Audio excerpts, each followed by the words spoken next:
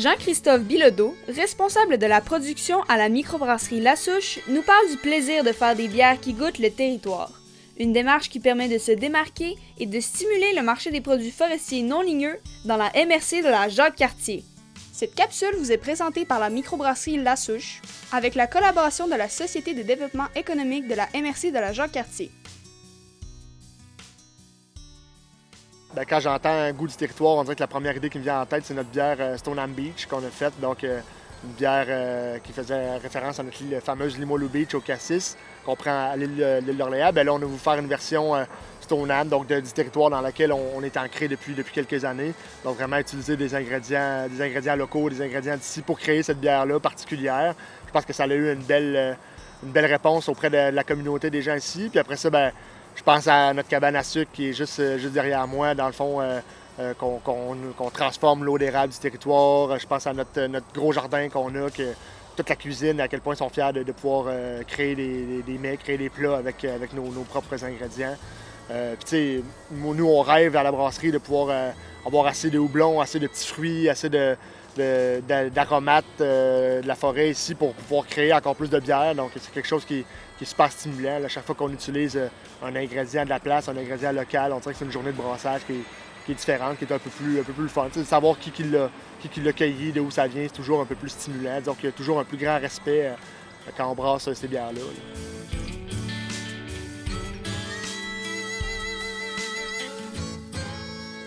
Quand les gens de la souche m'ont demandé si j'étais intéressé à ramasser des pousses, des fleurs pour leur production de bière, ça, j'ai trouvé ça un peu magique parce que, tu sais, récolter des fleurs, c'est quand même ça a quelque chose d'un peu poétique. Tout de suite, moi, ça m'a donné l'envie d'essayer de mobiliser mes jeunes pour voir si on pouvait faire ça en famille parce que ça faisait une belle activité à faire. Puis c'était quand même une belle opportunité aussi pour un revenu d'appoint. Puis ce qui m'intéresse toujours dans la région ici, dans la MRC de la Jacques-Cartier, c'est d'essayer de voir quelles sont les opportunités pour des familles qui ne sont pas nécessairement des agriculteurs ou des exploitants forestiers, mais qui aimeraient avoir un revenu d'appoint d'environ 5 000, 10 000, 15 000, 20 000 $. Tu sais, une façon d'être capable de compléter une économie familiale, mais sans nécessairement aller en ville, tu sais, puis une deuxième voiture, puis une deuxième activité toujours là, loin de la région ici. Puis les récoltes sauvages, ça m'est apparu comme quelque chose d'intéressant, alors j'ai voulu l'explorer.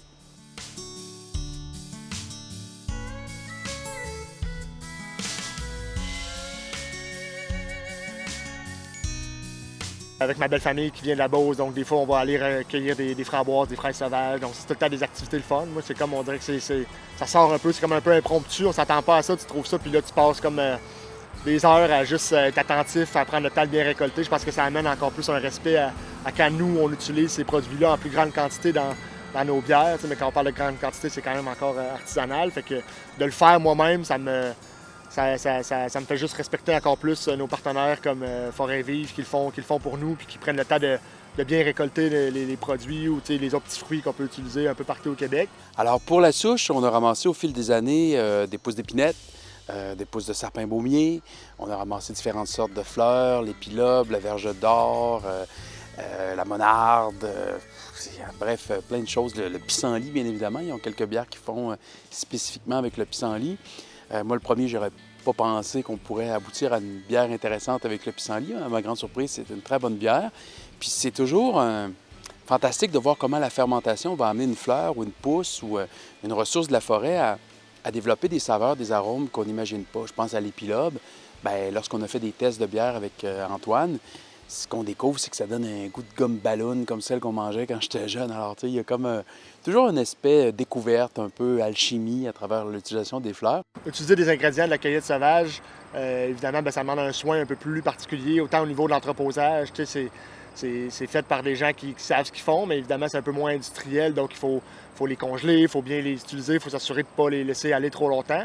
Puis même quand on veut les inclure, dans le fond, les ajouter à la bière, bien, c'est des techniques un peu différentes parce qu'évidemment, ils ne sont pas conditionnés de la même façon qu'un houblon qui est un peu plus normé, si on veut. Donc, il faut s'assurer faut être un peu original, il faut essayer de trouver des nouvelles façons de pouvoir inclure des pousses d'épinette ou des fruits qui ont encore peut-être un peu plus de branchage. Donc, il faut mettre un peu plus d'effort pour les ajouter dans la bière, mais je pense que le résultat est là. Le travail de préparation où on engraisse la terre, où on sarcle, où on essaie de faire en sorte que nos récoltes vont être bonnes, Ben, dans le contexte des récoltes sauvages, tout à coup, c'est remplacé ça par une espèce de chasse au trésor.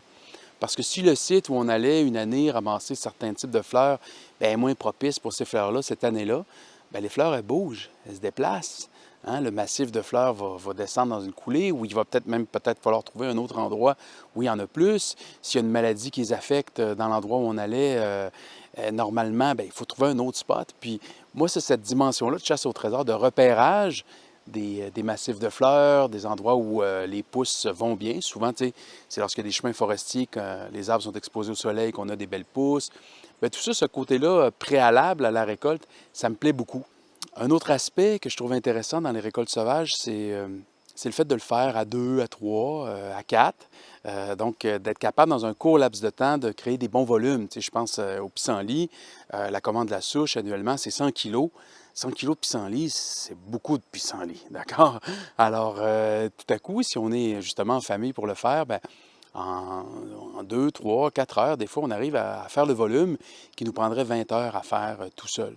Puis d'un autre côté, cueillir seul aussi, j'aime ça parce que ça a quelque chose d'un peu méditatif lorsqu'on fait toujours les mêmes gestes. En plus, ça sent bon, on devient les mains colorées à force de manipuler des fleurs, du pollen, tout ça. Moi, je décolle, puis ça me donne un moment d'apaisement, un moment de recueillement, de méditation, de réflexion sur ma vie, sur ce que j'ai à faire dans ma semaine éventuellement, que j'aime beaucoup.